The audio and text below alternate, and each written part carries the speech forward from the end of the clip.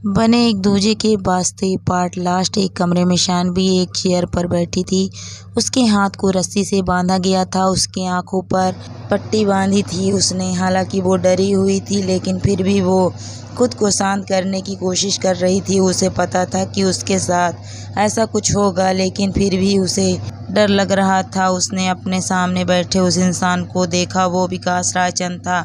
उसके चेहरे पर एक खतरनाक मुस्कान थी। उसने शानवी का मजाक उड़ाते हुए कहा, तो कैसी हैं मिसेस मल्होत्रा? आपको इस हालत में देखकर मुझे बहुत बुरा लग रहा है। वो क्या है ना कि वक्त कभी भी एक जैसा नहीं रहता। कुछ देर पहले तुम मुझ पर हंस रही थी, अब मैं तुम्हारे ऊपर। शानवी उसको बहुत ध्यान से देख रही थी।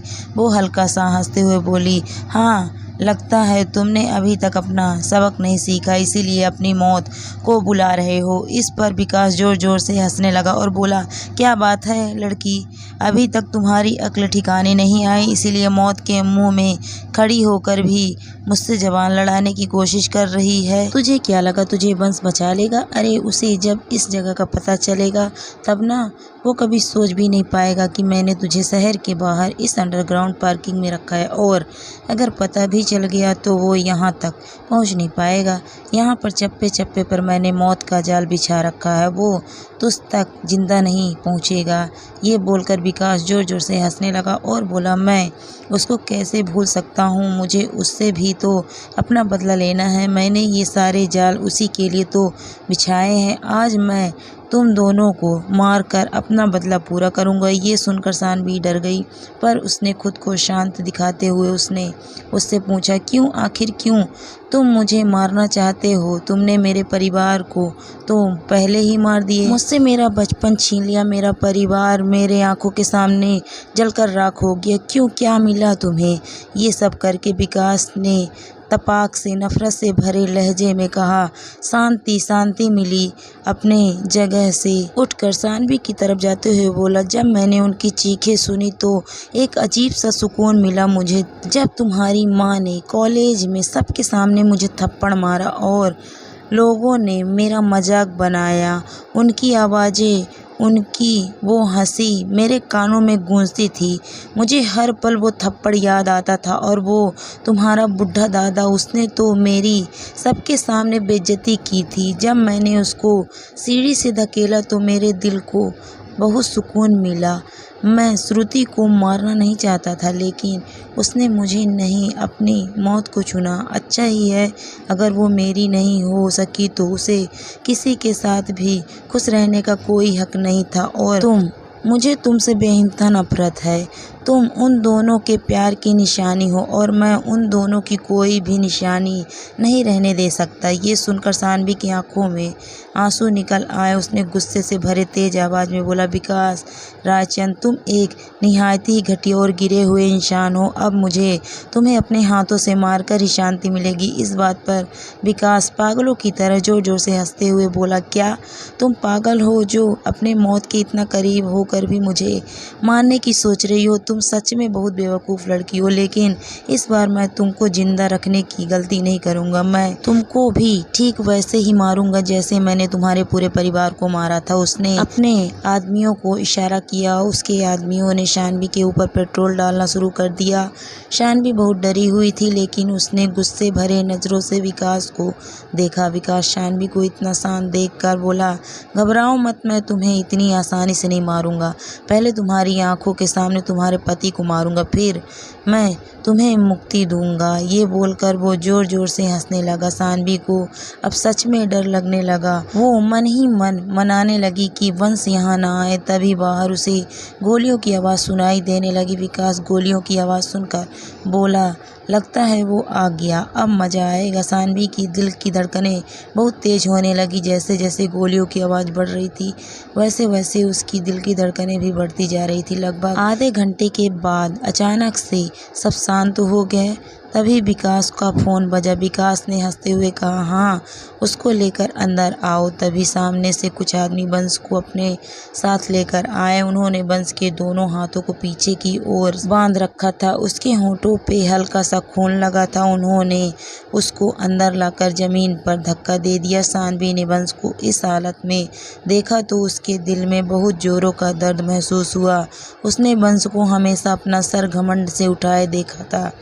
उसकी आंखों में हमेशा एक तरह का तेज होता था जो सामने वाले को उसके सामने झुकने पर मजबूर कर देता था। उसको इस हालत में देखकर सानवी की आंखों से आंसू निकलने लगे। उसने बंस को आवाज़ लगाया, बंस, मेरी तरफ देखिए, आपको यहाँ आने की क्या ज़रूरत थी। बंस ने अपनी नज़रें सानवी की तरफ घुमाई और बोला, तुम जहाँ भी जाओगी मैं तुम्हें ढूंढता तुम्हारे पीछे वहाँ आ जाऊँगा। फिर उसने एक हल्की सी मुस्कुराहट देते हुए सानवी की तरफ देखा।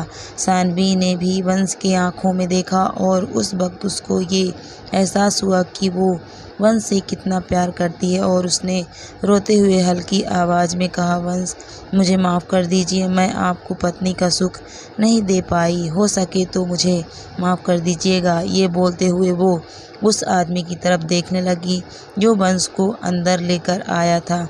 वो उसको कुछ जाना पहचाना लगा। सानवी ने याद करने की कोशिश की कि उसने उसको कहाँ देखा है।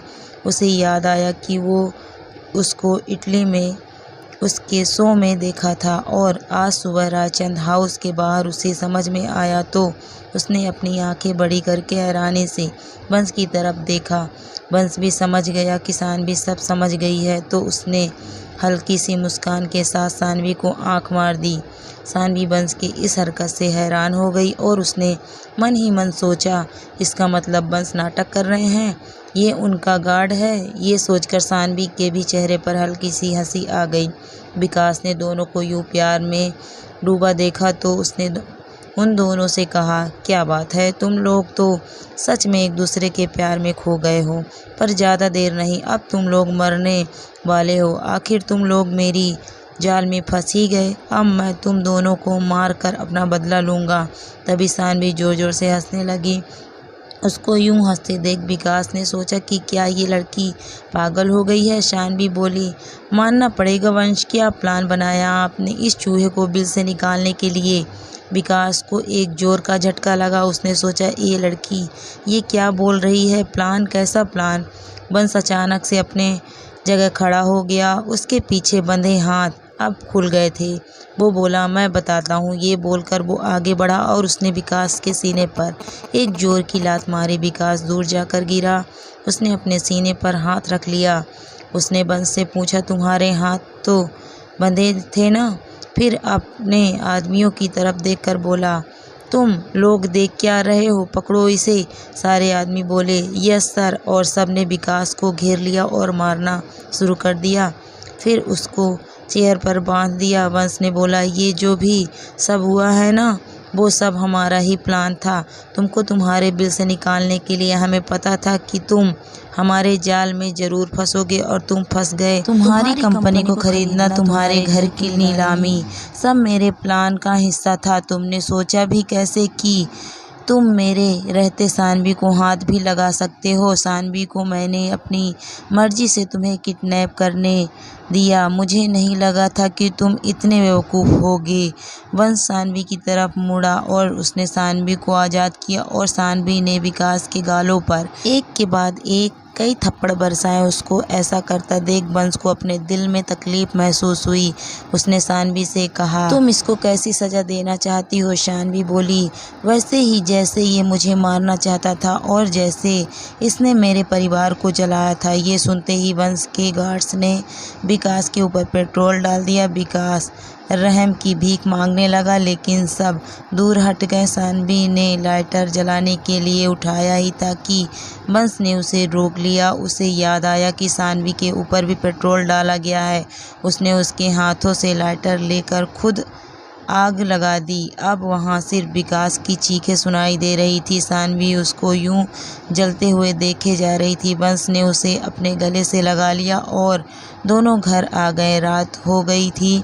कमला खाना बनाकर चली गई थी। सानवी आते ही नहाने बाथरूम में चली गई।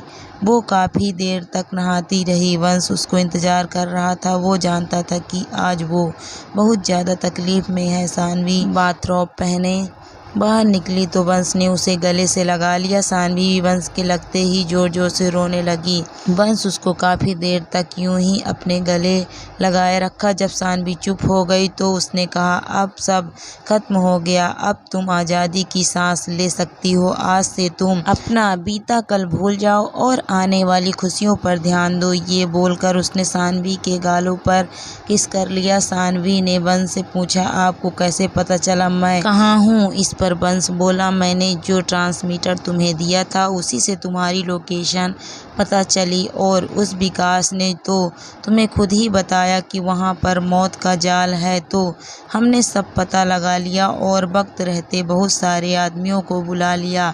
सानवी इस बात पर खुश हो गई और वंश से खुश होकर बोली, पता है मैं आपको वैसे देखकर कितना डर गई थी। आपने ऐसा क्यों किया? वंश उसको अपने गोद में बिठाते हुए बोला, क्योंकि मुझे अंदर का कुछ पता नहीं था कि तुम किस हालत में हो। मैं कोई रिस्क नहीं लेना चाहता था, इसीलिए मैंने वो तरीका निकाला। इस बात पर सानवी ने वंश की आंखों में प्यार से देखने लगी। तभी वंश ने सानवी को जानबूझकर छेड़ते हुए पूछा, अच्छा सानवी तुम क्या कर रही थी कि तुमने मुझे पत्नी का सुख नहीं दिया? वो कैसे? मैं समझा नहीं। सानवी उसकी बातों को समझ गई। उसके गाल शर्म से लाल हो गए। वो बोली, कब? क्या? मैंने तो ऐसे ही बोल दिया, मेरा ऐसा कोई मतलब नहीं था। ये बोलकर वो भागने के लिए बढ़ी तो वंश ने झट से उसकी कमर को पकड़ लिया और उसको खींचकर अपने करीब कर लिया। सानवी के दिल की धड़कन जोर जोर से धड़कने लगी। वंश ने सानवी की आंखों में देखते हुए कहा, क्या सच में? पर मुझे तो कुछ और ही लगा। सानवी ने उसकी आंखों में शर्माते हुए देखा और बोली, क्या लगा आपको? वंश ने कहा, मुझे लगा तुम मुझे खुद को ना छूने देने की माफ़ी मांग रही थी। सानवी प्यार भरी नज़रों से वंश को देखने लगी तो वंश ने सानवी के कानों में बोला, क्या मुझे इजाज़त है? सानवी ने हाँ में सर हिला दिया। वो दोनों हमेशा हमेशा के लिए एक हो गए।